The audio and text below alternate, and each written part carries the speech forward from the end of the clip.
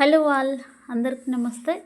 చాలామంది అమ్మాయిలు irritability and పీసీఓఎస్తో చాలామంది బాధపడుతూ ఉంటారు కదా. అలాంటి వాళ్ళు రెగ్యులర్గా ఈరోజు నేను చూపించే యోగాసనాలు ఎక్సర్సైజ్ చేస్తే చాలా తొందరగా రికవర్ అవుతారు. 3 months ఫస్ట్ ఇలా వీడియోలో చూపిస్తున్న విధంగా కూర్చొని లెగ్స్ ఎంత వీలైతే అంత దగ్గరగా పెట్టుకొని 1 to 2 minutes చేస్తే సరిపోతుంది. యోగా ఆసనం వేస్తున్నప్పుడు ఏదైనా మనము బ్రీత్ మీద కాన్సన్ట్రేషన్ చేయాలి. ఇన్హేల్ అండ్ ఎక్సేల్ చేస్తూ 1 to 2 minutes చేసినా సరిపోతుంది బద్ధకోనాసనం. తర్వాత బటర్ఫ్లై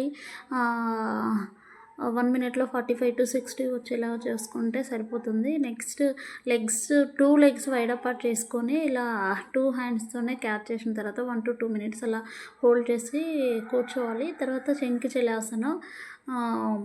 ఇక్కడ నేను వీడియోలో చూపిస్తున్న విధంగా రైట్ సైడ్ ఒక 10 to 15 and left side 10 to 15 వచ్చే విధంగా చూసుకోండి. ఎంత వీలైతే అంత ఫార్వర్డ్ బెండ్ అవ్వడానికి ట్రై చేయండి.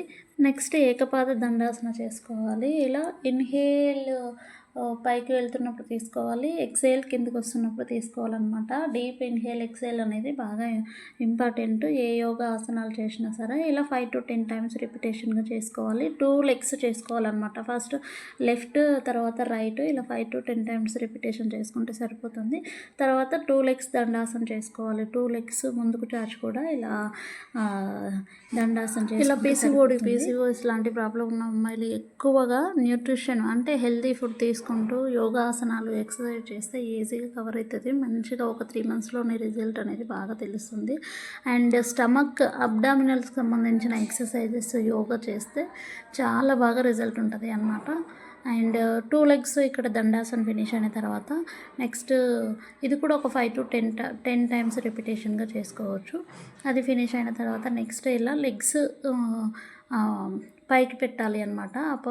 ఇలా నేను వీడియోలో చూపిస్తున్న విధంగా ఇలా పడుకొని 2 legs ఎంత వీలైతే అంత పైకి పెట్టాలి.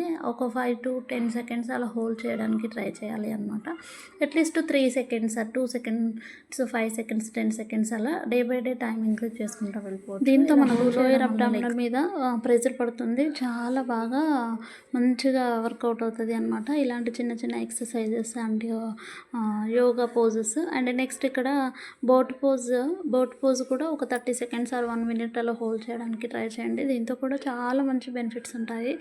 నెక్స్ట్ తర్వాత ఇలా డీప్ సిట్టింగ్ కూర్చోండి. డీప్ సిట్టింగ్ చాలా రిలాక్స్డ్గా అండ్ స్ట్రెస్ ఫ్రీ ఉంటుంది. చాలా రిలాక్స్ అనిపిస్తుంది దీంతో మనకి.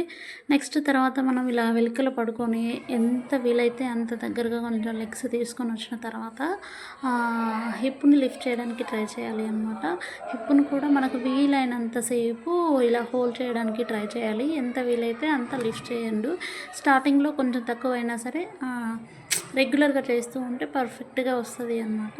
నెక్స్ట్ తర్వాత భుజంగాసనం, డీప్ భుజంగాసనం చేసుకోవాలి. ఇలా బ్యాక్ సైడ్ చూసారా, లెగ్స్ కూడా చాలా స్ట్రైట్గా పెట్టాలి. అండ్ మన కాన్సన్ట్రేషన్ అనేది ఒక పాయింట్ మీద పెట్టి ఇన్హేల్ ఎక్సేల్ చేసుకుంటూ డీప్ భుజంగాసనం చేసుకుంటే మంచి మంచి బెనిఫిట్స్ ఉంటాయి అన్నమాట.